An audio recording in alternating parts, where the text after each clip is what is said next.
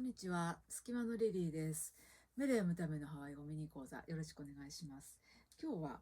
カバイカポーカラニ・ヒュイトさんの代表曲の一つ、カピリナを取り上げたいと思います。このメレは、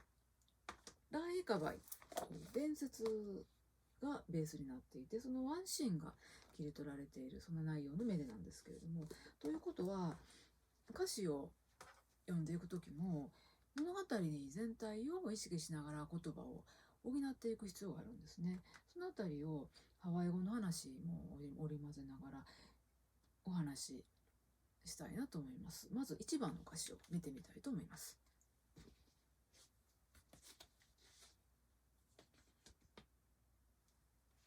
まず私の訳をご紹介したいと思います。エレパイオの鳴き声が聞こえる。こんな夜更けにどうしたことだろう。気づくとアパパネも歌っている。その美しい声を響かせながら。こんな風に訳してみたんですが、おいおいお。これは鳥がさえずるという動詞で、エレバイオの鳥が鳴いてると。池来る、おけあうまい。夜更けにという時間を表しているフレーズなんですけれども、夜に鳥が鳴いてるっていうこと自体が不思議なので、こんな夜更けにどうしたことだろうと。鳥の鳴き声を耳にした人もまずは驚きがあったはずなんですね。なのでこんな風にどうしたことだろうと言葉を補ってみました。そしてカニアエカアパパネ。気づくとアパパネも歌っていると訳したんですが、カニアエ、カニは音を立てる。ここではカアパパネ、アパパネという鳥が主語なので、鳴くでいいと思うんですけれども、アエという方向詞が使われているので、このアエの漢字を出して訳すとすると、泣き出したって感じなんですね。というのが、あえっていうのは、今に続く少し未来、隣とか次とかっていう、そんなニュアンスがあるので、泣き出したでいいと思うんですけども、ふとはっと気づいた感じかなと思ったんで、気づくとアパパネも歌っている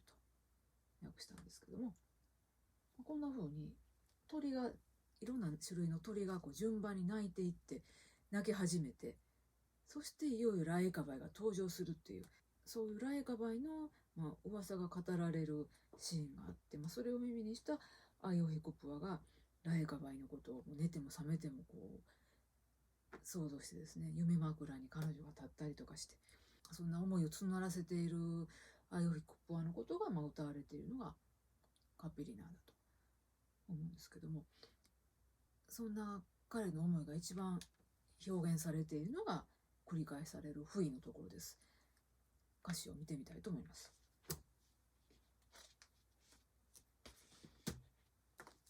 オカピリナアカウア、オカピリナアカウアとですけど、2回ずつ繰り返されるんですけれども、こんな風に訳してみました。私があなたと結ばれること、そう、私たちが結ばれることこそが私の願いなのです。かなり言葉を補ってますけれども、直訳すると、カピリナは結びつき、カーワは私たち2人のなので、私たち2人の結びつきということになるんですけれども、大きな「お」があるので、オカピーナ・アカウワ、ここの部分は述語のはずなんですね。後ろに主語が省略されている。そこのところを私の願いと言葉を補ってみました。私というのは彼女に、で、ライエカバイに思いを募らせているアイオヒクプア。アイオヒクプアが、私の願いはあなたと結ばれることなのですと。そういう彼の思いがここに表現されていると解釈して、そんな風に訳しました。そして、カーは、このは、何々ノーと訳していいんですけれども、何々ノーと訳される言葉に、ともう一つ、おがあります。おの方は受動的、の方は能動的と、それぞれ微妙にニュアンスが違うんですけれども、ここでは、おではなくて、が使われているというところをはっきり訳そうとすれば、ノーではなくて、がと訳した方がいいんですね。私たち二人が結ばれることこそが私の願いなのですと。そして、カーワは私たち2人なんですけれども、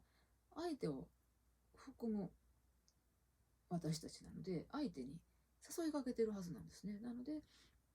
結ばれましょうよというプロポーズの言葉にもなっている。ちょっとしたことが分かってくると、この「お」がついているということで、述語だなと、後ろに主語がないなということであるとか、「お」ではなくて「あ」が使われている。そして私たちのという言葉にはマーウアとカウアがありますが、ここではカウアが使われているとか、そのあたりの細かいところを見ていきながら、そしてストーリーも考え合わせながらと。特に伝説が題材になっている目では、ストーリーを考え合わせるっていうことは大事かなと思います。そのあたりをズーム講座では細かくストーリー展開なんかもご紹介しながら、文法のポイントも織り交ぜてお話ししたいなと思っています。よかったらそちらの方もカピリナ取り上げたいと思っていますので、興味のある方ぜひ受講していただけたらと思います。目の読むためのハワイ語ミニ講座終わります。